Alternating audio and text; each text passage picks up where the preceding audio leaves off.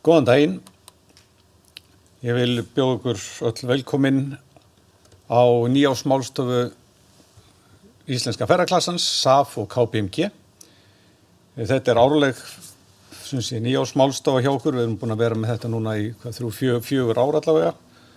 Og við munum í dag vera með ýmist efni, bæði fróðleik úr könnun sem að við gerðum núna bara í síðustu viku og eins verðum með nokkur fróðleg erindi sem núna þar á eftir.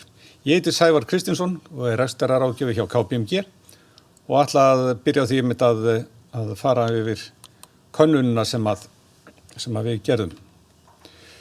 Nú, dagskrá fundarins eins og ég kom inn áðan, núna strax eftir niðurstöður þessara könnunar, þá munum við ræðum um viðspyrnu ferðaþjónustunnar, þar sem Ásgeir Jónsson, seðlabankastjóri, mun byrja. Í kjölfar hans mun koma Birna Ósk Einarsdóttir frá Icelandair og sem er framkvæmdastjóri sölu- og þjónustusviðs Icelandair og svo kemur Knútur Rafn Ármann frá því frábæra fyrirtæki Friðheimum sem á dögunum fengu hvatningaverðlaun verkefnisins ábyrg ferðaþjónusta en að því standa SAF, Íslenski ferðaklassin og Festafélag samfélagsábyrgð. Nú fundarstjórar í dag eru þau Ásta Kristín Sigurjónsdóttir frá Íslenska ferðaklassanum og Jóhannes Þór Skúlason frá SAF. Nú okkur ekki til setuna boðið, við ætlum okkur að henda okkur bara beint í niðurstöður viðhorfskönnunar meðal ferðaþjónustuaðila. Þessi könnun var gerð núna í janúar, nánar tiltekið bara í síðustu viku og það ljóst að svörin í ár bera þau skýr merki þeirra aðstæðna sem að ferðaþjónustan og heimurinn búa við, þar segja afleiðingar heimsfaraldursins. Nú, svörin í ár voru nú ívið betri heldur en í fyrra. Við fengum svör frá tæplega 200 fyrirtækjum eða nákvæmlega tiltekið alls 191 svar og það má almennt segja að dreifing svarenda snerti flest við ferðaþjónustunnar. Gistingin með fjórðungssvara, eins afþreyingin, ferðaskrifstofur eru tæplega 50, eða kringum 50 og svo aðrir minna. Og það er svolítið athyglivert ef við förum að skoða síðan stærð fyrirtækjanna eða meðal fjölda starfsfólk, ég byrja á því. Við spurum í könnuninni meðal starfsmannafjölda á árinu 2020 en báðum fyrirtækin líka með þetta að segja okkur hver staðan hefði verið hjá þeim árið 2019. Það þekkja allir samdráttinn í greininni og því kemur ekki óvart að mikil fækkun starfsmannafjölda hefur varð hjá fyrirtækjunum. Til dæmis voru einungis 4% svarenda í ár sem sögðust hafa verið með fleiri en 100 starfsmenn í fyrra að meðaltali en til samanburðar þá sögðu þessi svarendur okkar í ár að þau hefur verið með 9% þeirra hefur verið með haft fleiri en 100 starfsmenn árun áður, þessi árið 2019. Og þannig má lengi telja að það er fjölgað í hópnum sem er með fáa starfsmenn en það er vegna sem menn hafa dregið svo saman í starfsmannafjöldanum. Nú, meðalvelta þátttöku fyrirtækja hefur líka dregist alveg stórkostlega saman. Áhrif COVID-19 endurspeglast í gífurlegum samdrætti í veltu fyrirtækjana og sem dæmi þá voru 9% fyrirtækjana með meira en milljarð í veltu í fyrra en árið áður voru þessi fyrirtæki sem tóku þátt í könnunin ár með 17%, þessi 17% svarenda voru þá með meira en milljarð í veltu. Og mesta minnkunin var því flokknum 100 milljónir til 1 milljarður en 38% fyrirtækjana sögðust hafa verið með veltu á því bili árið 2019 en núna voru einungis 20% þeirra. Þannig að það er mikill munur þarna á. Þetta sé svo skýrt í því að 35% svarandi eru því sem næst tekjulaus í fyrra. Hins vegar, hafandi sagt þetta allt saman, þá er nú ánægjulegt að það gætir bjartsýni í greinina. Núna strax á árinu 2021 muni greinin styrkja sig með helstu samkeppnisþjóðir og 48% svarenda telja það að það muni styrkjast í ár samkeppnishæfni Íslands sem áfangastaðar. Og það hvetur okkur svolítið áfram í því að það er von í hjarta sem að menn fara inn í þetta nýja ár. Nú, við spurum það hvaða þættir munu skipta þitt fyrirtæki mestu máli árið 2021 á þessu ári núna. Við sjáum svona til samanburðar svona hvað við sögðum fyrra líka. Nú gengismálin voru í fyrra í fyrsta sæti en hafa núna færst niður eitt sæti eðlilega vegna þess að liðurinn framboð flugs til og frá landinu kom sem sé komin að efst. Sá liður kom mitt inn í fyrsta skipti í fyrra, eflaust vegna falls flugfélagsins WOW og núna sem sé á toppnum yfir það sem að menn telja að muni skipta mestu máli.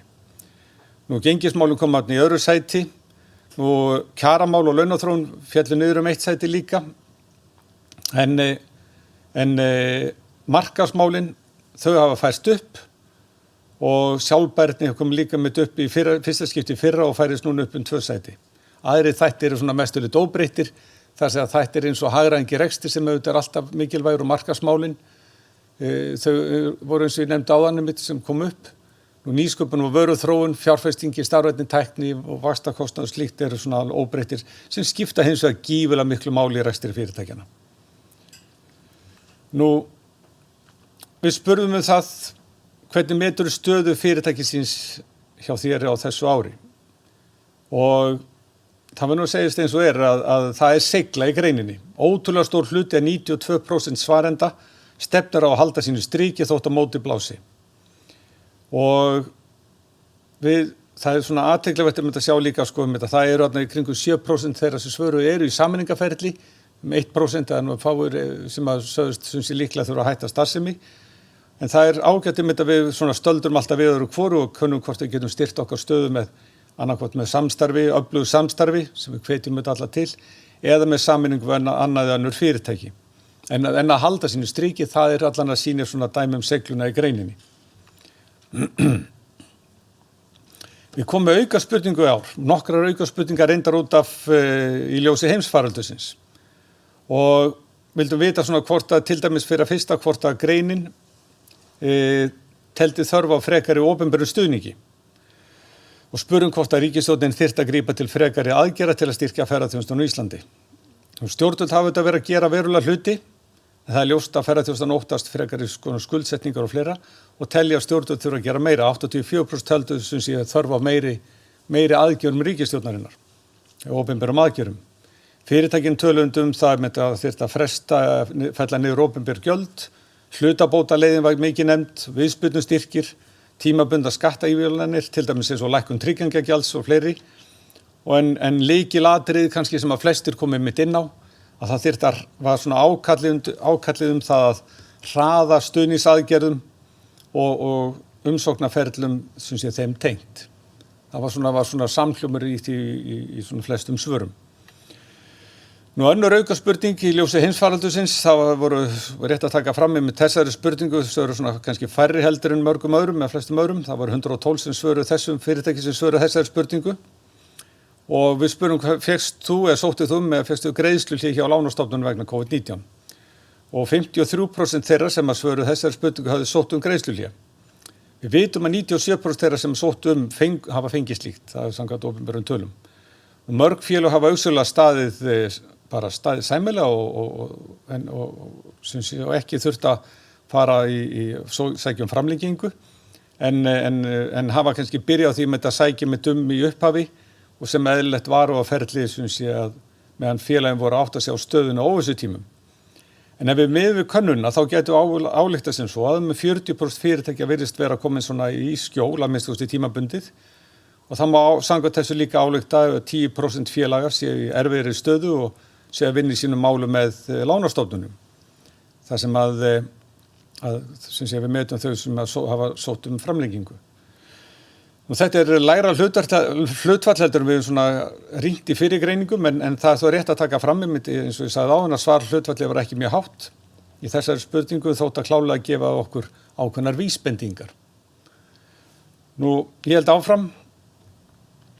Við spurum líka hvort að menn hefur nýtt tímann til sem og hvernig menn hefur nýtt tímann þetta síðust ári. Og ljóst að ferðaþjónustan hefur ekki setið með hendur í skauti eins og við áttum svo sem heldur ekkert von á. Greinin hefur endurskipuleggja sig í fjölmörgum verkefnum. Flestir sem svöru hafa verið að nýta tíma til að taka á þeim þáttum sem að gera framtíðarrekstur sem betri, eins og til dæmis við endurskipulagningu rekstrar, viðhalds, nýsköpun og vöruþróun og slíka þætti. Og það vonandi mitt að greinin koma sjálfsögðu tvíald tilbaka þegar ferðamenn fara að stíga hér fæti í auknum mæli. En þetta svona athyglisvert hvað menn hafa verið svona mitt að vinna að núna á þessum tímum. Það var spurt sérstaklega mitt 3 áhersluflokka. Við höfum gert það sem sé líka á síðustu árum. Þessi áhersluflokkar eru sem sé flokkur nýsköpun og vöruþróun, menntun og sjálfbærni. Við byrjum á nýsköpun og vöruþróun, hvort að menn hafa verið að leggja áherslu á það mitt á síðustu 12 mánuðum. Og það var athyglisvert mitt að 2/3 svarenda hafa verið að stunda nýsköpun og vöruþróun og einkum með sem sé þróun nýrra vöru og þjónustu sem sé í huga. Þegar við spurum hvort menn hefur fjárfest í hæfni og menntun, að þá tæplega helmingur fyrirtækjan hafa verið að gera það og bæði sem sé að mennta lykilstjórnendur og líka auðvitað þá svona starfsmenn sem hafa þó verið eftir í fyrirtækjunum. Og þriðja spurningin gekk mynd út á hvort menn hefur verið mynd að kanna með sjálfbærni. Og sjálfbærni auðvitað stöðugt að fá meiri athygli og skiptir máli bæði fyrir reksturinn og gagnvart viðskiptavinum. Þeir fyrirtækja fyrir fjölgandi sem að setja sér sérstök markmið eða fara í aðgerðir í málaflokknum og vísu hefur aðeins hægt sem sé af því í fyrra, svo sem kannski eðlilega ykkur leyti en menn munu örugglega taka þetta föstum tökum núna á 9 árum síðan. En 58% hafði ekki verið kannski vinna sérstaklega með þessum málaflokki en 42% hafði verið með að setja sér markmið í málaflokknum. Nú, þá hefur kannski komið með að flokknum sem að maður áttu nú vonað og ávonaði að fá svona mikil svör við og fengu það vissulega. Hvað eru helstu ógnanir í ferðaþjónustu á Íslandi árið 2021? Og eðlilega það COVID-19 aðal óvissu þátturinn í ár. Í fyrra hafði greinin ekki áhyggjur sem sé þegar við vorum með þessa nýársmálstöðun í janúar í fyrra. Þá voru menn ekki myndi að tala samkeppnishæfnina en núna er hún veruleg sem menn hafa áhyggjur á henni. Samkeppnishæfni var önnur lönd og okkar helstu samkeppnislönd. Og tengist meðal annars síðan þetta líka gengisþróun íslensku krónunar. Við erum enn að glíma við óvissuna, enda sagði Þórólfur sóttvarnalæknir á einum fundunum daginn að eina vissan væri óvissa. En þannig að menn eru að spá hvað með bólusetningar, hvernig verður hægt að hleypa ferðamönnum inn í landið. Þótt að séu komnar út einhverja dagsningar núna í maí að þá aldrei að vita hvernig gengur sem sé á erlendum mörkuðum. Og það er athyglisvert og skiljanlegt að greina áhyggjur af kollegum líka. Menn hafa áhyggjur af því hvort að fjárhagslega ferðaþjónustu fyrirtækja og gjaldþrot og uppgjöf í greininni verði sem sé eitthvað sem sé vaxandi. En það er nefnilega akkúrat í þessari greinin eins og annars staðar að virðiskeðjan má ekki brotna og það er það sem menn óttast kannski ekki hvað síst í þessu tilliti. Við spurum þessi spurning, hún gengur annars vegar út á það að skoða hvernig þetta árið 2021 kemur út, menn lítið á það. En ekki síður sem sé, ef menn horfa sinni aðeins lengra fram í tíma næstu 5 ár og skoða þá hvernig maður sjá fyrir sér árið 2026. Mér óttast í lengri tíma að samkeppnishæfni muni sem sé sömuleiðis líka vera svona gæti skerfst. Gengisþróunin tengist þessu líka. Og svo erum menn að tala það hvort að COVID-19 muni hafa áhrif líka til lengri tíma litið. Í fyrra var talað mikið þætti eins og flugviskubit, núna er rætt flugskömm sem mögulega ógn. Fákeppni innanlands gæti orðið ef að fyrirtæki gefast upp. Nú eru þeirri stöðu að við erum að endurstilla greinina. Massatúrismi og átróningur því eitthvað sem greinin vill forðast eins og kemur skýrt fram í tækifærunum núna á næstu glæru. Þá ef við skoðum tækifærin á þess ári, að þá trúi ferðaþjónustan á þær aðgerðir sem hafa náðst í baráttunni gegn COVID-19. Hins vegar vilja menn að telja menn að ferðamenn muni vilja koma í fámennið, strjálbýlið og uppi á víðáttuna sem kannski erfiðara mitt í stórborgum. Tækifærin fyrirlist í smærri hópum og einstaklingar sem vilja koma á öruggan áfangastað. Hér talað fágætisferðaþjónustu, betri borgandi ferðamenn og svo fannst mér alveg briljant eitt svarið eins og ykkur orðaði það. Við viljum fá ekki hvað síst bólusetta billjónera sem getur að vera okkar stóra tækifæri. Nú náttúran, ef við skoðum sem sé til lengri tíma litið, næstu 5 árin, að þá náttúran eins og hefur verið á undanförnum árum. Það sem menn hafa trúa mest á muni svona því að tækifæri fyrir land og þjóð.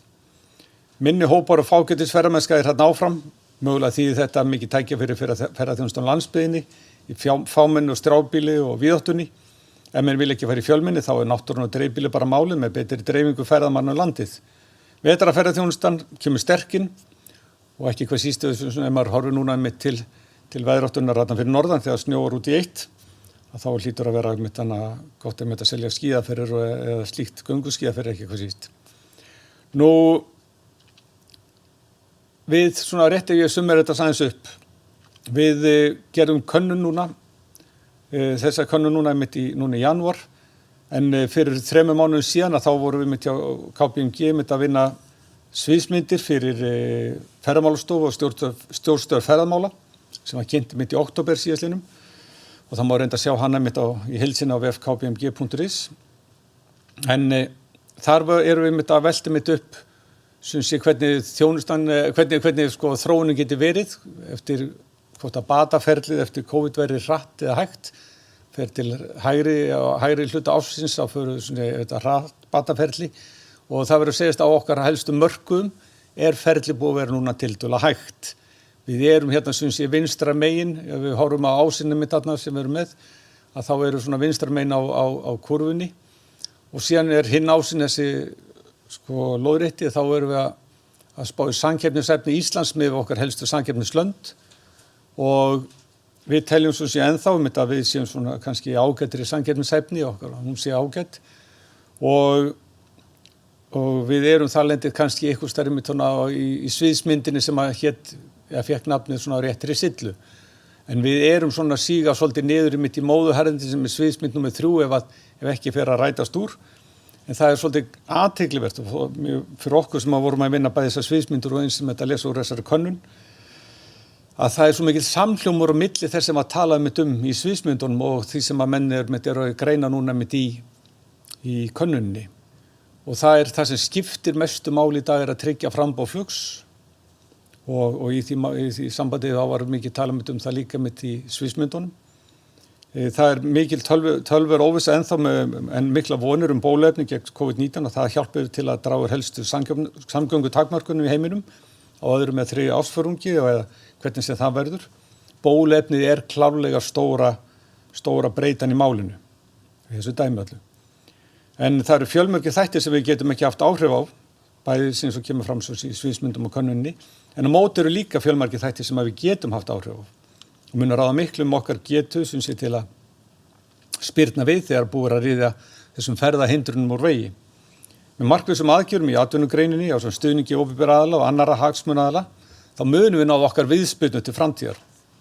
Við ætlum að byggja endurreisnina á sjálfbærni, við ætlum að viðhalda þekkingu, framleiðslugetuna og órofinni virðiskeðju. Það skiptir máli að halda greininni og þetta kemur skýrt fram í þessari könnun og sviðsmyndunum. Skiptir miklu máli að viðhalda þekkingu, framleiðslugetunni og virðiskeðjan má ekki brotna. Þurfum að halda öllu gangandi. Og virt samtal ferðaþjónustunnar þarf að vera í gangi allan tíman og við ætlum að spyrna okkur til framtíðar í sínum nýja veruleika sem við erum að fara að horfast í augu við. Nú, þetta var svona í stuttu máli helstu niðurstöður úr könnunni og ég þakka bara fyrir að fá að kynna þetta. Við ætlum að skipta núna gír, hugleiða viðspyrnu ferðaþjónustuna frá ýmsum hliðum og ég ætla að bjóða velkominn næsta ræðumann, Ásgeir Jónsson, seðlabankastjóra. Gjörðu svo vel, Ásgeir.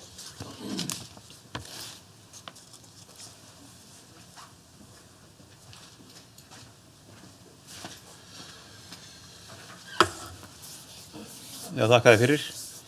Komum við sjá hvernig næ ég í glærurnar mínar. Þetta bara áfram?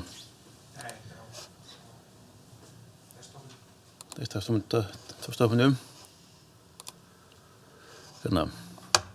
Ég kannski bara að segja frá því fyrst. Ég held að ég hef verið með þeim fyrstu hér á landi til þess að fjallum ferðaþjónustuna út frá svona hagrænu sjónarmiði. Minnir að það verið árið 2001 þegar Ryanair sendi tilboð til íslenskra stjórnvalda að hefja flug til Keflavíkur gegn því að fá í rauninni flugvöllinn ókeypis og líka kött af sölu í fríhöfninni. Þannig að þá var ég fenginn ásamt nokkrum öðrum til þess að fjalla þetta tilboð og hvort við ættum að taka þessu sem við lögðum ekki til reyndar að við myndum leyfa flugfélagi að nota flugvöllinn frítt en þá á þeim tíma var ferðaþjónusta ekki tekin alvarlega og það var eiginlega hálf bara gert þarna grína mér þá var ég í rauninni þarna ungur þarna hagfræðingur og var ekki langt síðan komin á mig og þá var bara rauninni gert bara þarna grína mér og ég var að eyða tíma mínum í eitthvað svona hobby eða þessu ferðaþjónustu og ég mani þarna það þótti ekki vera alvöru grein og þarna mann líka eftir umræðum hvalháskoðun það bara datt engum í huga það var eitthvað alvöru en allavega við erum allavega komin dálítið langt frá því nú liðin 20 árið á eitthvað álíka og ferðaþjónustan það ekki svona sannast kannski núna í kófinu og enginn veit hvað átt hefur fyrir mist hefur þannig að þarna við vorum komin í eitthvað kringum 2 milljónir ferðamanna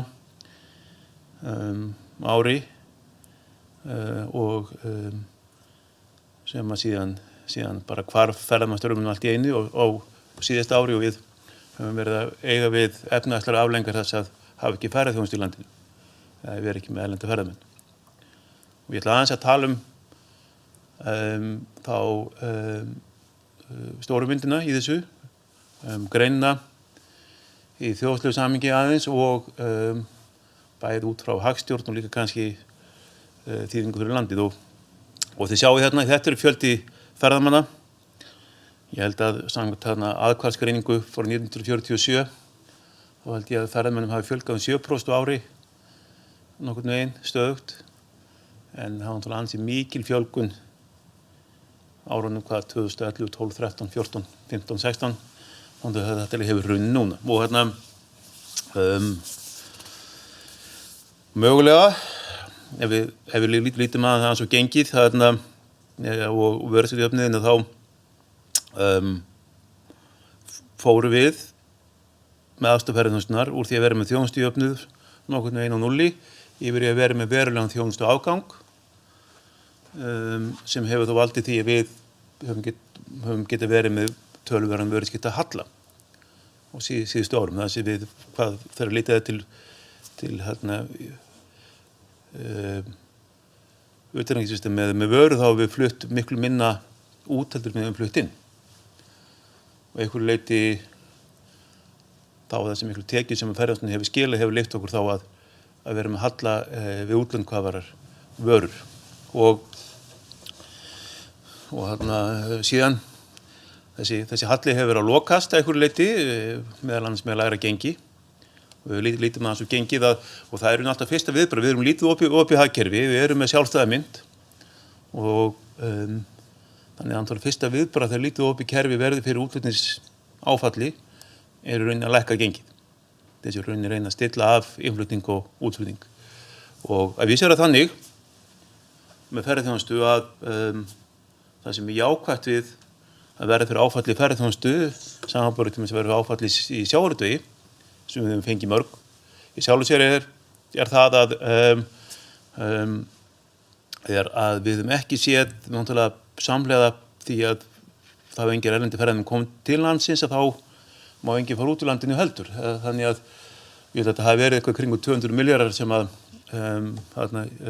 Íslendingar voru að eyða erlendis sem hefur í rauninni þá farið eftirspurn sem hefur farið inn í landið og sem eitthvað liti jákvætt en í sjálfu sér fyrir Ísland sem orðið fyrir mörgum áföllum gegnum tíðina einhver þegar 80-90% af öllu útflutningi kom frá einni grein sjávarútvegi þá erum við sjálfur vön að eiga við áföll í útflutningsgreinum og þá að beita genginu þannig og ef við sjáum hérna gengið þarna gengið móti evru þá erum við núna á svipuðum stað núna eins og 2011 eða þar bil áður en að þetta ævintýri í ferðaþjónustunni hófst. Svona í kringum gosið í Eyjafjallajökli, ef ykkur man eftir því hér. Og þannig að það ásist að 2 leiðréttingar, önnur leiðréttingin eftir fall WOW og síðan önnur leiðrétting núna sem átti sér stað í vor. Það sem við erum komin aftur á sama stað. Þannig að einhver hluti þá gjaldeyrismarkaðurinn að prísa krónuna eins og ferðaþjónustan sé farin. Eða við séum með 500.000 ferðamenn eða eitthvað álíka á ári eins og vorum með 2011. Og einhverju leyti gjaldeyrismarkaðir eru þekktir fyrir að vera taugaveiklaðir markaðir með alls konar tegundur af geðveiki, andlegum sjúkdómum, þannig það hefur þurft að gengið hefði vantilega fallið meira í haust. Þannig Seðlabankinn þurfti að bregðast við, við erum búin að selja eitthvað kringum 140 milljarða af gjaldeyri til þess að í rauninni tryggja gengi stöðugleika. En krónan er búin að vera mjög stöðug síðustu 2-3 mánuði sem er sjálfur sér mjög jákvætt. Við þurfum lægra gengi til þess að skapa viðspyrnu fyrir hagkerfið og viðspyrnu fyrir ferðaþjónustuna. Og ef við lítum aðeins á raungengi krónunnar sem við miðum gjarnan við, þá sjáum við það að við erum komin niður fyrir sögulegt meðaltal. Við erum ekki náttúrulega sama staði eins og þetta er áfallið mikla 2008 en við erum sjálfur sér á mjög góðum stað. Það er að segja að til þess að geta hafið nýja sókn. Hluti af því vanda sem náttúrulega ferðaþjónustan var lent í var það að við vorum búin að prísa okkur út á markaðinn. Reykjavík var orðin ein dýrasta borg Evrópu. Og þannig að einhverju leyti var þetta hraður vöxtur á skömmum tíma og við hefðum sjálfur sér alltaf lent í einhverjum vandræðum með þennan vöxt. Það sem við í Seðlabankanum höfum kannski líka náð að gera er að lækka vexti og í litlu opnum kerfi er stjórn á gjaldeyrismarkaðnum lykilatriði til þess að geta beitt vöxtum. Við erum með þennan stóra gjaldeyrisforða sem hefur verið lykilatriði í því að tryggja stöðugleika. Gjaldeyrisforðinn var núna eitthvað rúmlega 800 milljarðar, eitthvað álíka og með honum að þá höfum við tryggt það að við höfum stjórn á þessu ástandi. Þannig við höfum lækkað vexti og held ég þetta sé eiginlega fyrsta skipti í sögu peningastjórnunar þar sem við höfum náð að bregðast við áfalli að þessum toga með mjög öflugum vaxtalækkunum. Og jafnframt þá náðu að halda krónunni stöðugri og þó að verðbólga sé núna aðeins farin yfir markmið tímabundið þá er þetta sjálfsög tiltölulega jákvæð mynd. Og þetta líka gefur einhverju leyti atvinnulífinu viðspyrnu að geta náð sér aftur upp og líka það sem okkur hefur heppnast er það að okkur hefur heppnast að halda í lífskjör sem við vorum búin að skapa í þessu landi. Við höfum ekki séð eins og við höfum alltaf brugðist við áfalli á fyrri tíð. Þegar útflutningsgreinar okkar hafa orðið fyrir áfalli er það að við höfum látið gengið fallið 20% og síðan hefur leitt þess að kaupmáttur hefur minnkað verulega og þannig hefur þurft að endur stilla okkur við umheiminn. Við höfum náð að halda kaupmætti í landinu sem mér vera í rauninni hálfgert afrek í ljósi þess að fyrir því mikla áfalli sem hefur átt í stað. Og þá það núna að vísu erum við með mikið atvinnuleysi og það þá mjög mikilvægt er litið fram. Yfirleitt hefur alltaf verið þannig að eftir svona áföll þegar kaupmáttur hefur lækkað svona mikið þá hefur þurft að vera svona kjarasamningar og leiðréttingar kjarasamningar til þess að bæta fyrir fall kaupmáttar. Núna er það ekki. Við höfum náð að vernda kaupmáttinn. Og það þá lykilatriði. Það er eitt við þessi farsótt, hún mun ganga niður á þessu ári. Það liggur fyrir. Spurningin er bara hversu marga mánuði þurfum við til þess að bólusetja þjóðina.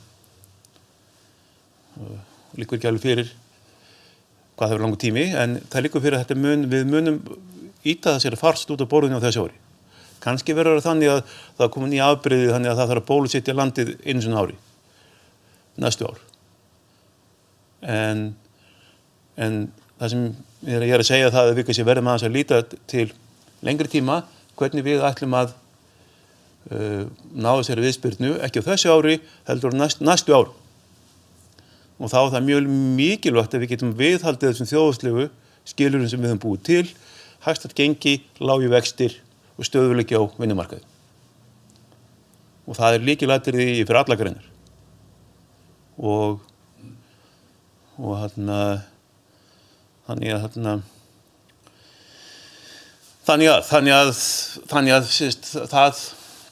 það er svo umræðin sem við ættum að taka núna. Það sem við erum að sjá hérna, ég fer eftir yfir þetta, það er viðspyrnu ferðaþjónustunnar er annars vegar lágir vextir og lágt gengi. Og skapa sanngirnisefni. Og ef við höldum rétt á spöðunum, vextir náttúrulega óverulega lágir núna, en ef við höldum rétt á spöðunum og þá með það að ná að halda kerfinu stöðugu, þá erum við að horfa á lægri vexti til framtíðar. Hlutið af þessum háum vöxtum sem hafa verið í Íslandi hefur stafað af þessum kollsteypum sem hafa átt sér stað hér og þessum óstöðugleika. Það vantar fjárfestingu í innviðum. Það liggur við vorum lent í vandræðum með 2 milljónir ferðamanna, vegakerfið þolir það ekki og vegakerfið er í mörgum númerum og lítið fyrir landið bara yfir höfuð sem allir hafa reynt sem að reyna að keyra út úr Reykjavík á föstudegi eða við síðdegis á öðrum dögum. Við þurfum að viðhalda þessum þjóðhagslegum stöðugleika og síðan þarf að eiga þessi stað hagræðingarinnar innan greinarinnar. Og einhverju leyti greinin skipt gír, staðis á fókus á vöxt og fara þá í fókus á rekstur og virði sem ég ætla að koma aðeins hér á eftir. Mér langar aðeins þess að tala þessu ferðaþjónustu, þess að ferðaþjónustu er dálítið sérstök grein að því leyti að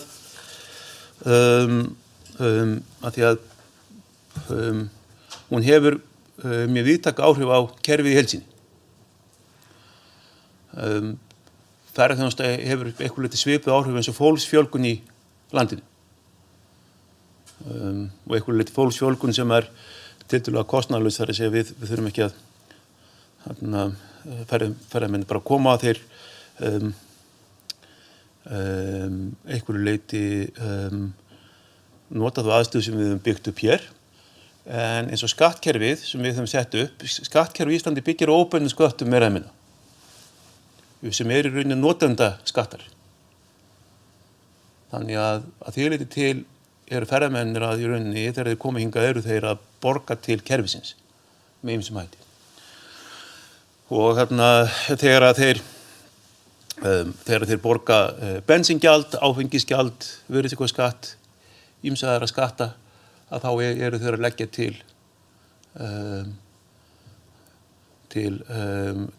Íslands. Þannig að þjóðhagsleg ábati ferðaþjónustu, við vitum það að þjóðhagsleg ábati snýst ekki bara á það að telja útflutningstekjur eða fjölda starfa, heldur framleiðni og hvað hver skilar. Það liggur fyrir að við höfum séð að ferðaþjónustan komið reyndar á mjög heppilegum tíma sem vöxtur 2011, það var tölvu slag í kerfinu eftir hið mikla áfall 2008 og við höfum séð þó að það sé mjög mikið umræðinni að stór hluti af því vinnuafli sem fyrir ferðaþjónustu er ekki á háum launum og þá er samt þannig að greinin hefur skapað tækifæri fyrir mjög margt fólk og það er ekki hægt að líta fram í því. Fluggeirinn var einn af þeim greinum sem að kannski skapaði mest af hálunastörfum en það er miklu meir en það.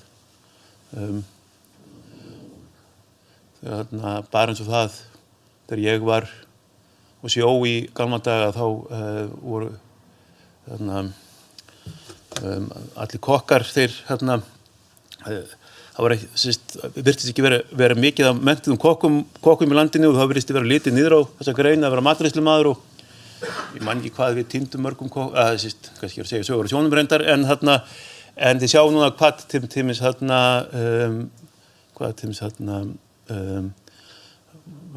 matseld eða matreiðsla er orðin að fægi í greininni sem skapar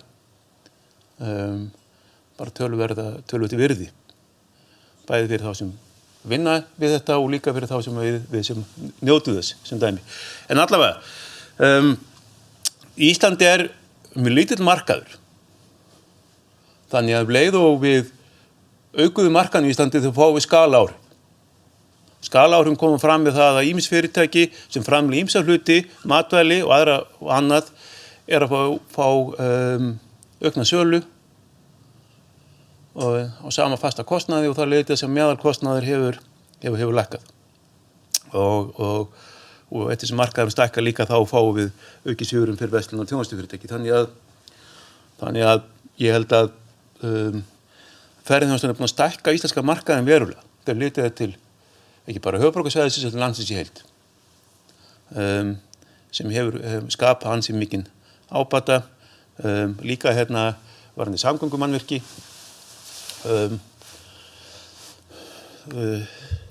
eins og sagði áðan að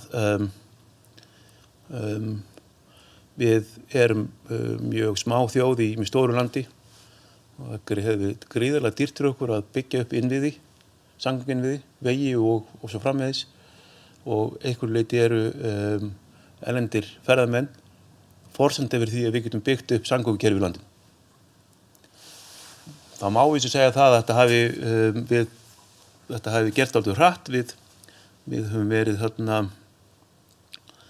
ekki nægilega öflug að til dæmis byggja nýja eða endurnýja vegakerfið í ljósi þess hvað fjöldi notenda jókst mikið, en það er mjög mikilvægt að þessi ferðamennir eru ekki fá neitt ókeypis þeirri kominga. Hvað var? Þeir eru að borga til kerfisins. Því að við, og í rauninni það að við erum að innheimta fyrir þess að samgönguinnviði með þessum óbeinum. Og síðan líka út á landi, það liggur fyrir að ferðaþjónusta hefur verið lykilatriði í þeirri viðspyrnu sem við höfum séð út á landsbyggðinni. Við sem mismunandi milli svæða, hversu mikið þau hafa notið þess, en það liggur fyrir að ferðaþjónustan hefur verið grundvöllur því að við höfum séð landsbyggðina eða hag landsbyggðina breytast verulega á síðustu 10-20 árum. Og jafnvel þannig að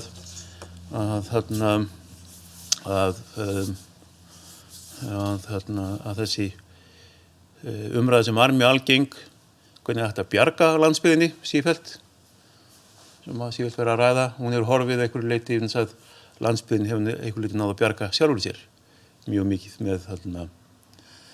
með því. Þó sé hann mjög mismunandi hvernig það er. Svo ég klári hér og fari hérna í loka glæruna. Það liggur fyrir að hinn mikli vöxtur í útflutningstekjum ferðaþjónustunnar á árunum 2014-2018 var að forsenda fyrir hinn miklu lífskjarasókn. Það gerist bæði gegnum gengisáhrif. Það liggur fyrir að gengi krónunnar hefði ekki getað verið svona hátt á þessum tíma. Núna gengi svona, cirka 20% lægra heldur en það var þegar 20% lægra þegar hlutirnir voru í hámarki. En svo líka í gegnum ýmis konar skalaáhrif sem að stærri markaður hefur gefið okkur. Og þannig er þessi veirufaraldur gríðarlegt áfall fyrir landið, en ég sagði áðan að þráttur og allt hefur okkur heppnast að verja þau lífskjör sem okkur heppnast að skapa.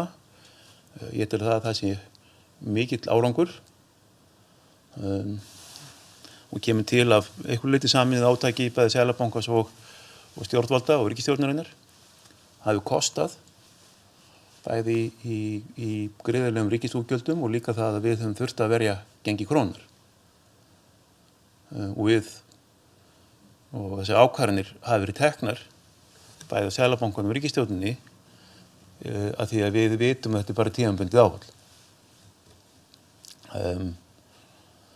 og við höfum þurft að fleyta þjóðinni yfir þennan tíma. Og núna bara mánaða spursmál hvernig við komum út úr þessu. Og ég held að það sé alveg klárt að ég hef ekki séð neitt sem að segja mér það að ferðaþjónusta muni ekki koma aftur tilbaka af fullum krafti. Þó það kannski muni taka einhver tíma að til þess að vinna aftur upp framboð á flugsætum og annað fleira sem muni kannski ekki nægilega vel kunnugur. Og svo framvegis. Við höfum þá líka náð að bæta þessa samkeppnishæfni landsins með bæði vaxtalækkunum og þá að hafa látið krónan lækka þess. Það gefur okkur viðspyrnu og það er eins og að takmarka hvað við getum gert. Bandaríkjamenn hafa málsótt, þú tekið leitt hrossað vatni en ekki látið að drekka. Það skiptir við, eins og Seðlabankinn, við höfum hvatt, við höfum slakað á peningastefnu. Hún taka vexti niður 0,75%. Við höfum látið lausafjót í kerfið. Þannig að það skiptir mjög miklu máli, við verðum að halda stöðugleika hér og það skiptir það mjög miklu máli að þegar við höldum áfram næsta ár og svo framvegis að við reynum þá að halda stöðugleika í kerfinu, þannig að verðum við að draga þennan kvartal tilbaka. En allavega það ég meina að þetta ætti að geta gefið svigrúm til þess að við getum séð tiltölulega hraðan bata í ferðaþjónustunni. En hins vegar bati eitt, framtíðarvöxtur annað, það náttúrulega þörf á innviðafjárfestingum til þess í samgöngukerfinu. Og við höfum einhverju leyti sofið að verðinum þar. Það þörf á markmiðum með sjálfbærni og hagkvæma nýtingu. Íslenska náttúra takmörkuð auðlind. Og það hefur einhverju leyti skort á skipulagningu og einhverju leyti virðingu ákveðna aðallega í ferðaþjónustunni á þeirri staðreynd. Og við þurfum að takmarka aðganginn á hálendinu. Þurfum að takmarka aðganginn á ákveðnum svæðum í landinu. Það liggur bara fyrir.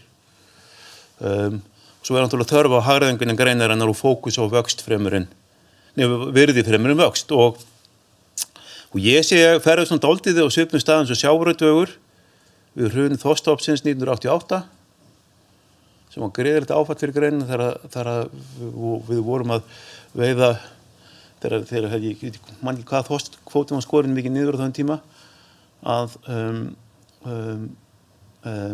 á þeim tíma þá var sjávarútvegur eiginlega hálf gjaldþrota og hefði sjálfs getað dregið bankakerfið niður með sér þá á þeim tíma og það var þá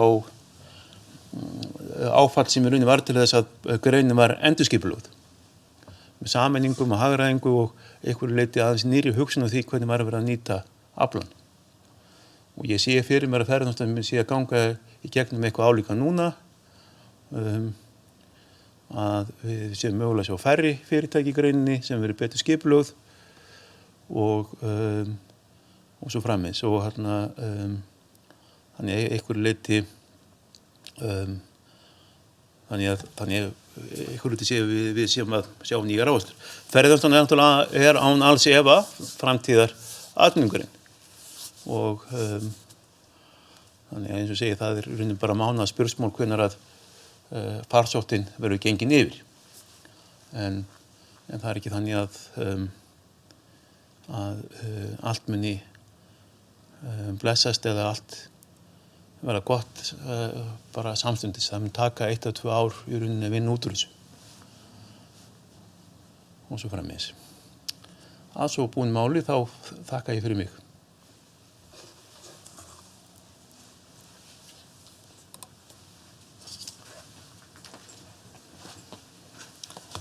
Og við þökkum Ásgeiri kærlega fyrir hans innlegg hér í dag, gríðarlega mikilvægt að fara yfir stöðu mála og sjá þetta svona í samhengi allt saman og tekum þetta undir þessi tækifæri sem hann bendir á fyrir okkur. Þetta tímaspursmál núna vitum við meira en við vissum.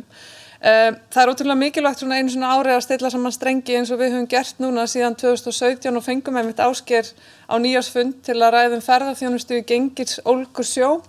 Síðan ræddum við alls konar mál eftir því alls konar áskoranir, það var fall flugfélags, það voru kjarasamningar og ýmsar áskoranir og ég alveg viss að við værum alveg til í að taka þær allar saman í einn pott núna og skipta þeim út fyrir þessum sem við stöndum frammi fyrir í dag. En það nú víst ekki í boði og ótrúlega magnað að sjá í könnuninni sem að Sævar fór yfir áðan að hvað voru það, 92% fyrirtækja sem tóku þátt sem ætlaði að halda sínu striki og voru að vinna að nýsköpun og vöruþróun og eru að halda áfram sem auðvitað allra mikilvægast. Það líka 84% af þessum fyrirtækjum sem tóku þátt í könnuninni sem að kalla eftir frekari aðgerðum stjórnvalda og það auðvitað gríðarlega mikilvægt að við náum að halda vopnum okkar og bæta stöð okkar. Og næst ætlum við einmitt að fá hana Birnu Ósk Einarsdóttir frá Icelandair sem að auðvitað með fyrir fyrirtæki og þróun þar innanhús sem að skiptir alla í greininni gríðarlega miklu máli. Það í rauninni kannski súrefnisæðin út til greinarinnar, hvaða ferðamenn að koma, hvað eru þið búin að vera að gera, hvernig sjáu þið framtíðina í þessu fyrir ykkur. Þannig að ég ætla að bjóða henni bara hér í pontu og hlakka til að hlusta á hennar innlegg. Gjörðu svo vel, Birna.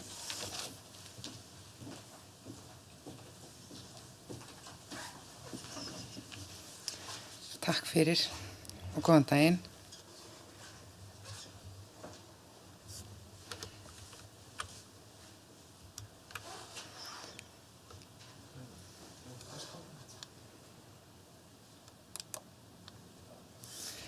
Já, ég þakka fyrir og takk fyrir að bjóða mér á fundinn og flottar kynningar og mjög mikilvægt að fá að sjá niðurstöðu þessarar könnunar og algjörlega frábært að sjá hversu mikil segla í greininni sem auðvitað kemur ekki á óvart þeim sem eru í henni en þetta er mjög traustvekjandi og skiptir okkur auðvitað gríðarlega miklu máli.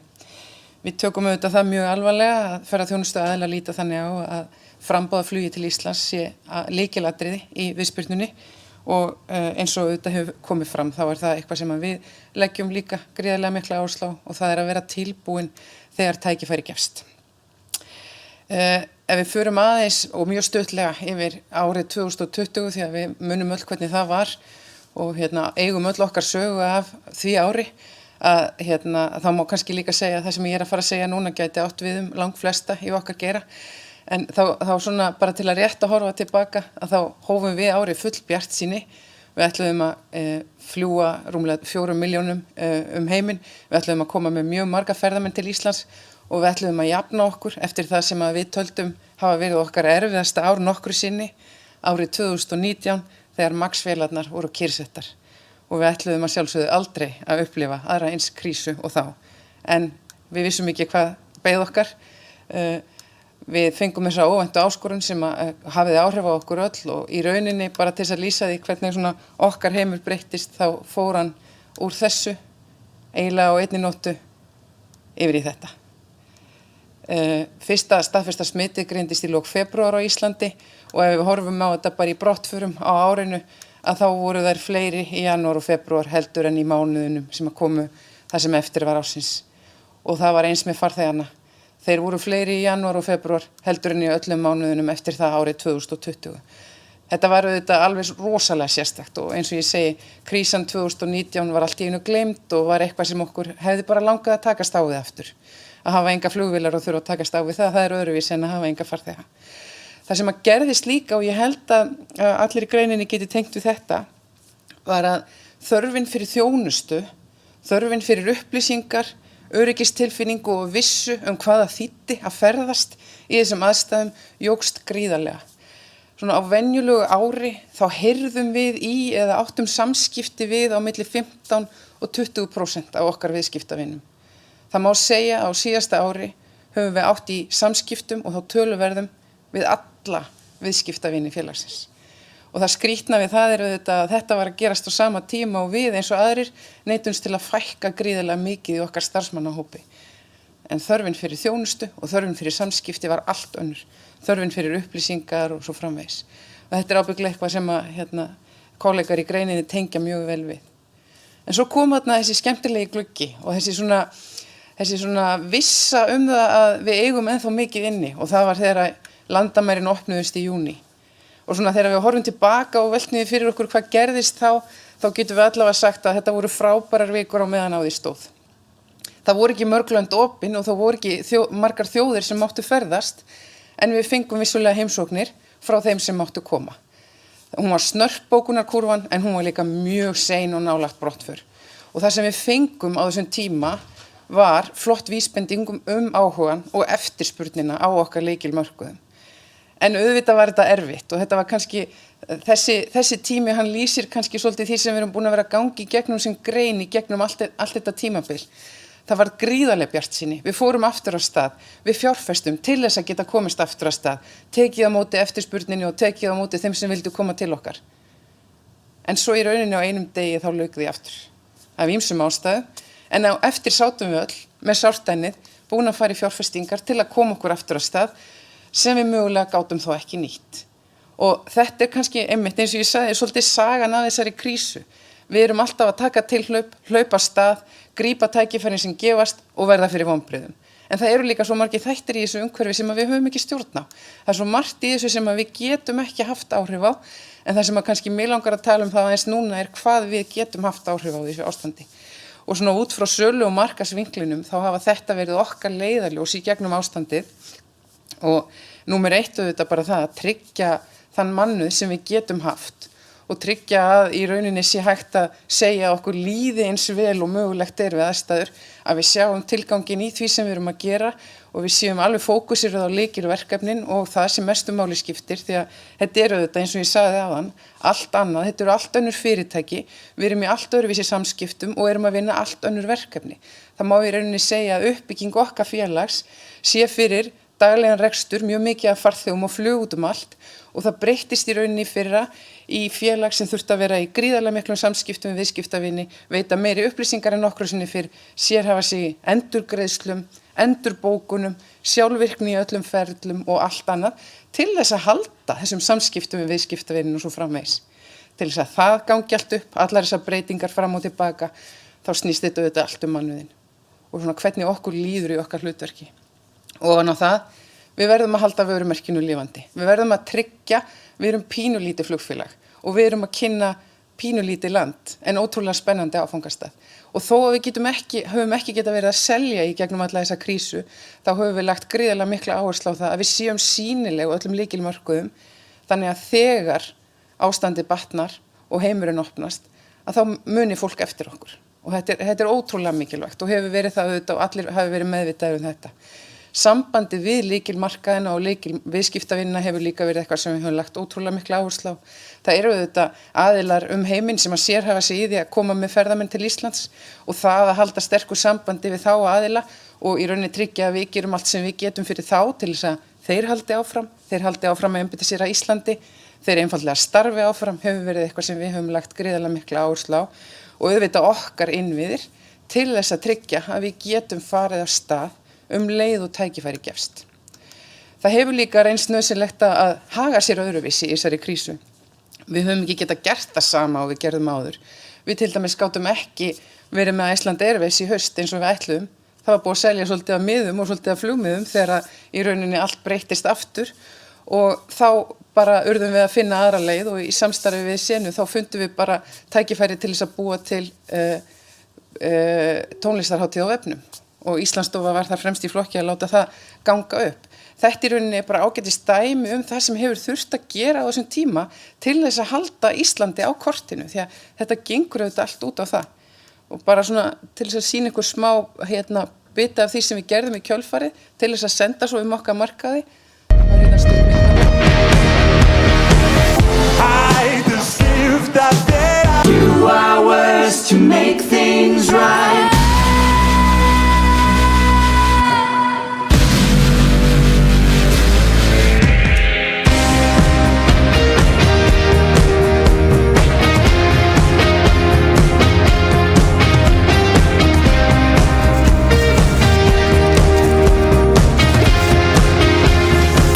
Okej, sorry. Nej, okej.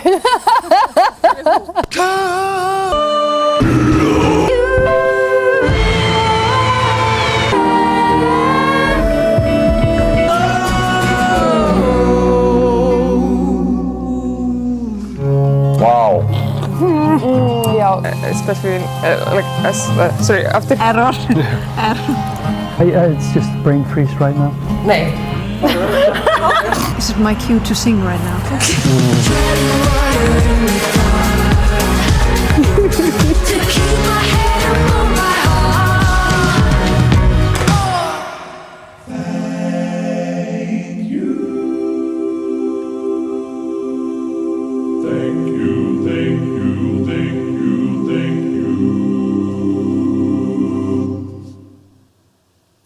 Ein leið til að halda sambandi við markaðinn þegar það ekki hægt að hittast. Vonandi getum við haldið þetta í einn persónu næst, en þetta getur líka verið vísir að einhverju nýju sem við getum svo haldið áfram með. Og bara svona til að summera þetta upp, þetta hafa náttúrulega verið alveg undarlegi tímar og mikil óvissa, upp og niður og fram og tilbaka. Og ég held við getum alveg verið sammála það að næstu mánuðir verða það líka. En það alveg á hreinu, eins og Ásgeir sagði að ferðalög munu snúa aftur. Íslensk ferðaþjónusta mjög sterk og hún undirbúin fyrir það. Þannig að við munum komast aftur af stað. Og þá kannski spurningin, hvernig komumst við aftur af stað og hvenær? Ég held að seinni spurningunni sé ég ekki að fara að svara því að ég myndi vera tilbúin að svara henni á nýjan hátt á morgun og hinn og hinn og hinn.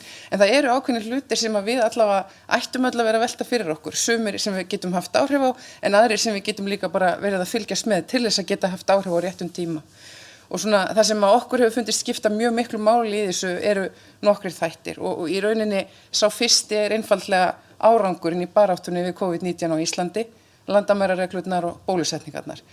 Það auðvitað einstök saga að segja hvernig hefur gengið á Íslandi og við finnum það alveg út á lykilmörkuðum að þessi saga skiptir ennþá gríðarlega miklu máli. Það skiptir líka máli og við sjáum það í rannsóknum að ferðamenn og þeir sem ætla að fara á ferðina þegar heimurinn opnast á ný, þeir velta þessu mikið fyrir sér. Það skiptir það máli hvernig hefur tekist til í þeim löndum sem þeir eru að velta fyrir sér að heimsækja og ekki síður bara innviðirnir, hvernig heilbrigðiskerfið og hvernig það getur tekið við þeim ef eitthvað skildi koma upp á. Nú landamærareglur og fyrirsjáanleiki eru líka lykilatriði í þessu, bara tækifærin til þess að geta byrjað að kynna landið, segja söguna og fá fólk til að velta því fyrir sér að koma hingað á þessu ári til dæmis. Algjört grundvallaratriði þar að hafa núna í höndunum þær upplýsingar sem við höfum hvernig aðgengið að Íslandi breytist 1. maí.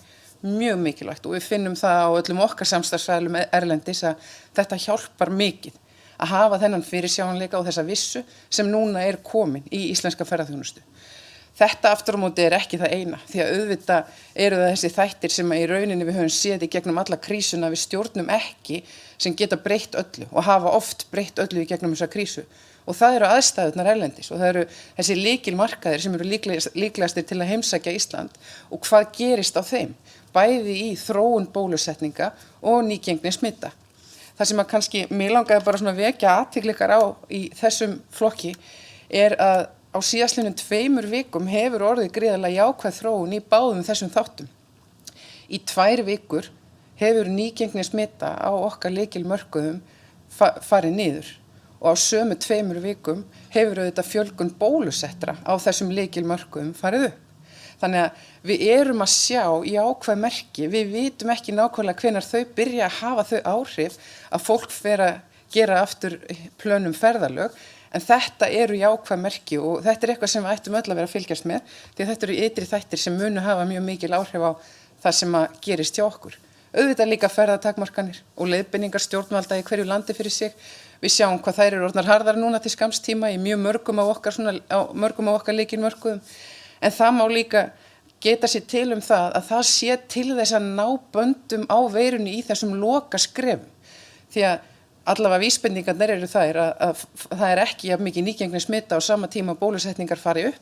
Þannig að ég hef leyft mér að hugsa þetta sem einhvers konar lokasprett í baráttunni við veiruna á þessum mörkuðum.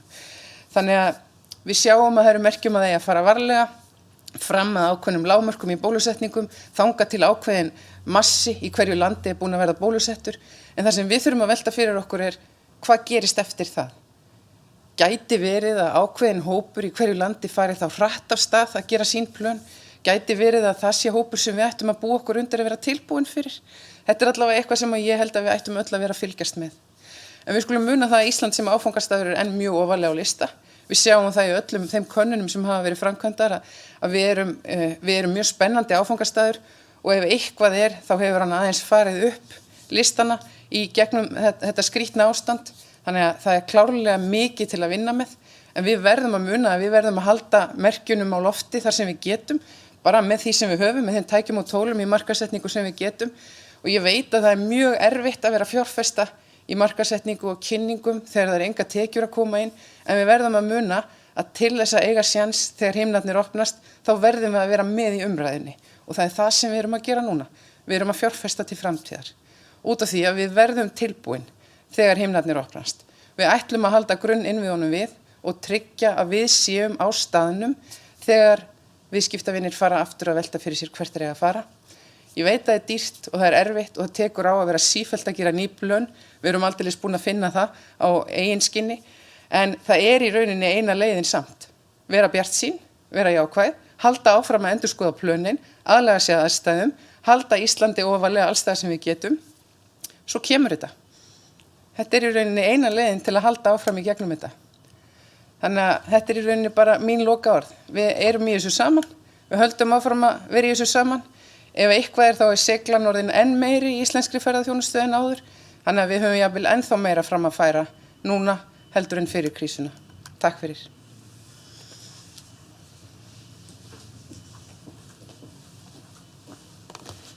Innilegar þakkir, Birna, og þú lýsir þessu kannski einmitt svolítið vel. Ég heyrði einum stjórnanda í frekar stóru ferðaþjónustufyrirtæki, en það kannski ekki endilega sammerkt, þau eiga það öll sameiginlegt ferðaþjónustufyrirtæki í dag, og þau í rauninni bara eins og frumkvöðla startup fyrirtæki. Og hvað eiga startup fyrirtæki sameiginlegt? Jú, það gríðarlega ástríða fyrir hugmyndinni sem þau brenna fyrir. Það óbúslega segla eins og hefur oft komið fram.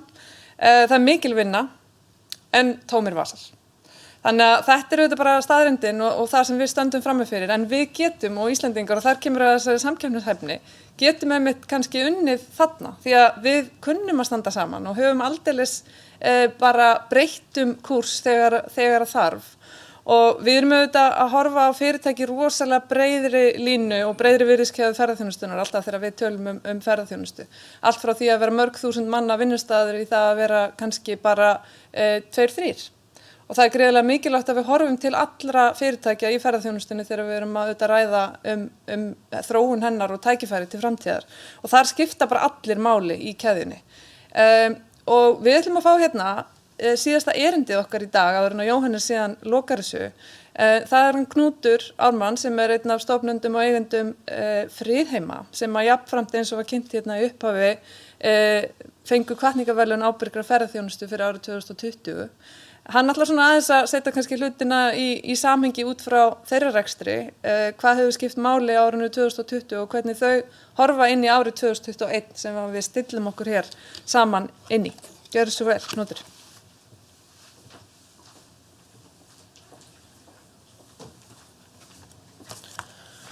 Góðan daginn, og takk fyrir að bjóða mér að vera með hér í dag. Virkilega áhugaverð erindi og svona gaman að sjá og spegla sig. Það eru 12 ár síðan við tókum stórt skref í okkar fyrirtæki, ég og Helena kona mín, að stíga inn í íslenska ferðaþjónustu. Við erum svona úr bændasamfélaginu og ákveðum svona að opna okkar bú og svona útvíka okkar starfsemi. Og þetta var svona eiginlega eftir kreppuna, þetta var 2008. Og við vorum svona að velta á fyrir okkur leiðu hvernig getum komist út úr þeirri kreppu þá, því að það var virkilega svona snúin og erfiður tími og við sáum ákveðið tækifæri til þess að breyta okkar starfsemi þá og eins og segir stíga inn í ferðaþjónustuna og sjáum svo alls ekki eftir því. Og það hefur verið gríðarlega skemmtilegur, skapandi og ævintýralegur tími síðan þá. Og ekki bara að byggja upp okkar fyrirtæki og koma því inn í reksturinn, heldur líka bara að vera svona hluti af þessum hóp íslenska ferðaþjónustu sem var að gangi í gegnum þetta gríðarlega stóra og mikla skeið, því að fjölgun ferðamanna á þessum tíma var gríðarlega mikil og það var svo gaman einhvern veginn að vera vitni að þessum metnaði, þessu frumlegheitun, sköpun og fagmennsku innan greinarinnar. Og vera svona hópur af þessari stóru fjölskyldu sem var að takast á við þetta gríðarlega verkefni. En það líka einhvern veginn, að upplifa þessa orku og þessa kraft í íslenska ferðaþjónustu.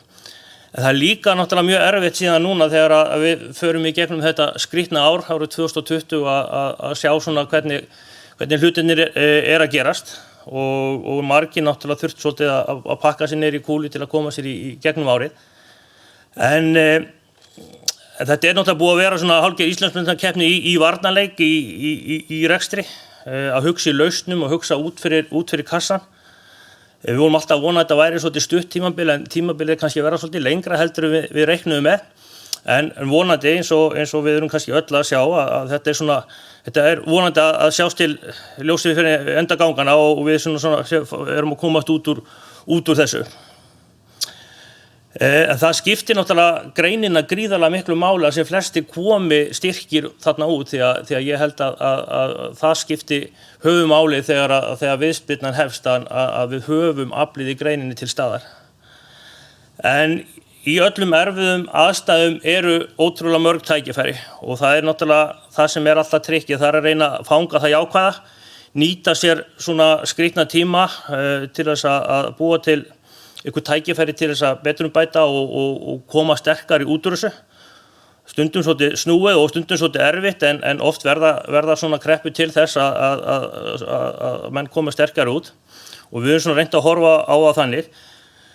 Ég held til dæmis að mörg okkar hafi upplefað sumarið sem svolítið svona skemmtilegt sumar þar sem að Íslendingar voru rosalega duglegir að ferðast og Íslendingar Þetta hafi rosalega hollt fyrir Íslendinga að upplifa ferðaþjónustuna sem slíka, að sjá hvað ótrúlega margt í boði, margt skemmtilegt hægt að gera, mikið afþreying, mikið gaman að heimsækja sitt land og eins líka held ég hafi verið hollt fyrir okkur mörg ferðaþjónustufyrirtæki að læra svolítið betur á þennan markhóp. Og ég held að þetta sé eitthvað sem mun síðan lifa inn í framtíðina. Ég held að Íslendinga verði stærri markhópur innan íslenska ferðaþjónustu heldur en hefur verið. Því að ég heyri það eru margir sem eiga eftir að fara og skoða margt og hlakka til sumarsins. Eins líka held ég hafi komið rosalega skýrt fram hvað ferðaþjónustan ótrúlega sterk inn í samfélögum allt í kringu landið. Og ekki bara það hún náttúrulega atvinnuskapandi, heldur líka hún göfgar svo og litar upp á umhverfið. Og menn sjá það í svona ástandi þegar að menn hafa þurft að loka og herðir að hvað þetta skiptir samfélaginu út allt, miklu máli. Og eins og Seðlabankastjóri kom inn á áðan að það var alltaf talað hérna áður fyrir þegar menn voru að vonast til að kemur eitthvað annað heldur en álver og það var þetta eitthvað annað og ferðaþjónustan heldur betur búin að vera það. Búin að byggja upp atvinnuskapun og blómlegt samfélag allt land og ég held að þetta hafi verið svolítið líka bara holdt upp á umræðina því að umræðan svona fyrir 2020 gagnvart ferðaþjónustunni var oft svolítið leiðileg og oft svolítið svona grunn og vantaði svona meiri skilning, vantaði svona meiri dýpt og vantaði svolítið að menn var að ræða hana á einhver ákveðinu viti og ég held einhvern veginn að þetta ár muni svolítið hjálpa umræðinu og við höfum að passa okkur svolítið líka bara innan ferðaþjónustunni að taka umræðinu svolítið rétt út úr árinu því ég held að það skipti okkur öll gríðarlega miklu máli. Nú, við höfum nýtt tækifærið hjá okkur og ég sé að það mörg fyrirtæki sem að gera það til þess að byggja upp sína innviði, til þess að mennta sér líkir starfsfólk, til þess að halda náttúrulega gæðanum sem skiptir öllu máli. Mannauðurinn í fyrirtækjunum hjartað í fyrirtækjunum og sérstaklega í ferðaþjónustu sem er svona þjónustugrein sem mikið að tala við sína kúna. Þá skiptir miklu máli að halda starfsfólkinu. Og við höfum lagt gríðarlega miklu áherslu á það innan okkar fyrirtækis. Ef maður horfir aðeins á svona þegar menn að ræða hvernig mun síðan ferðamaður morgundagsins líta út, hann verður örugglega svona aðeins allan til að byrja með og jafnvel svolítið inn í framtíðina svolítið öðru sig hugsandi heldur en þeir ferðamenn sem að voru að koma, að þá ríma það ótrúlega vel við gildi ábyrgra ferðaþjónustu. Og ég maður spáir aðeins í það, öryggi, áreiðanleiki, ábyrgð, þetta eru svona þættir sem að ferðamaðurinn mun horfa mikið til. Hann verður betur upplýstur fyrirfram og vill að þær upplýsingar standist, það skiptir gríðarlega miklu máli og sjálfbærni eitthvað sem að ég held að verði bara lykilþáttur inn í framtíðina. Vonandi lengri dvalatími, það kannski eitthvað sem gæti komið líka út úr þessu. Fólk undirbýr sitt ferðalag betur og tekur þá gæði umfram magn og þá þarf kannski líka að vera svona aukin þjónustu varðandi ferðaráðgjöf. Þannig að ferðamaðurinn kemur þá kannski líka betur undirbúinn. Við fáum svona innihaldsríkari kannski ferðamenn, þetta segja svo. Og örugglega frekar að ferðast á eigin vegum frekar heldur en í stórum hópum og kannski bara svona klæðskera saumaða dagskrá, svona einstaklingsmiðaða ferðamennsku, þetta segja svo. Og þetta eru kannski svona okkar áskorunir að standa undir þessu í komandi tíð. Og þar skipta, ég þreytist aldrei að tala gæðin svo miklu máli og við sjáum það að bara í okkar litla fyrirtæki að þeir póstar sem við erum að fá inn í dag að það verið strax fara að tala gæðakerfi og eruð mitt gæðakerfi þá skiptir máli að vera með útteki gæðakerfi á þriðja aðila og geta vitnaði það og við búum svo vel að því að við erum stoltir meðlimar Vakan síðan 2017 og það hefur nýst okkur gríðarlega vel inn í okkar fyrirtæki að byggja upp okkar innviði með þeim.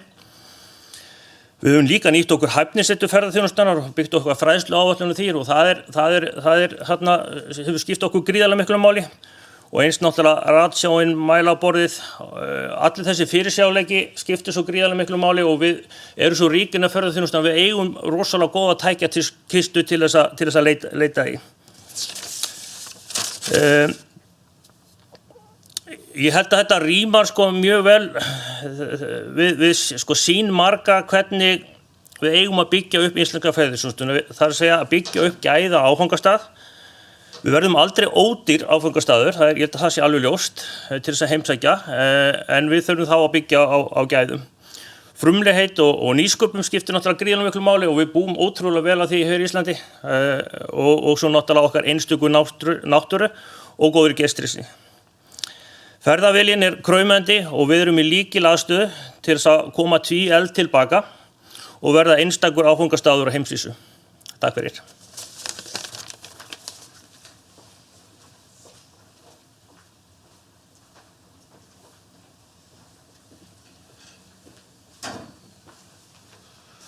Kæra þakki fyrir þetta, Knútur. Það virkilega ánægjulegt að geta fengið að vera með ykkur hér í dag á þessari nýársmálstofu KPMG Íslenska ferðaklassans og SAF.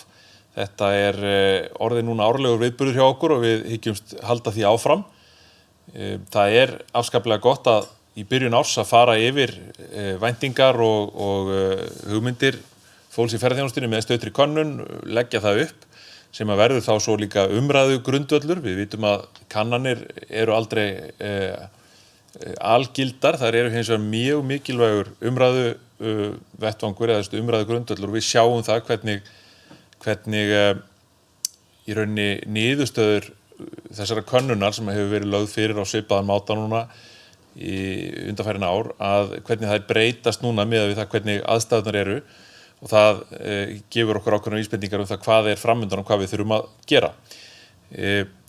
Mér langar til þess að minnast á hér vegna þess að Knútur og hans fólk nú nýbúið að fá einmitt þessi góðu viðurkenningu ábyrga ferðaþjónustu og til hamingju með það. Það eitt af því sem að hefur verið horft inn í núna framtíðina til dæmis í samvinnu ferðamálastofu og atvinnugreinarinnar. Og mér langar að benda sérstaklega á verkefni þar sem heitir Hreint og örugt og í rauninni svona sjálfsmats tæki þar sem að fyrirtæki geta nýtt sér til þess að meta og vinna með sóttvarnir og annað slíkt öryggi í sínum fyrirtækjum til þess að kynna fyrir sínum viðskiptamönnum bæði hérlendis og erlendis. Þannig að ég hvet fólk til þess að skoða þetta inn á vef ferðamálastofu og nýta sér þetta endilega í sinni markaðssetningu.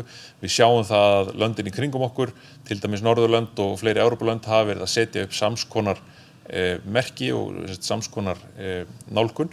Þannig að það að gera að nýta þetta tilbúið hér og hægt að byrja að nýta það strax og sumir sem eru þegar byrjaðar á því.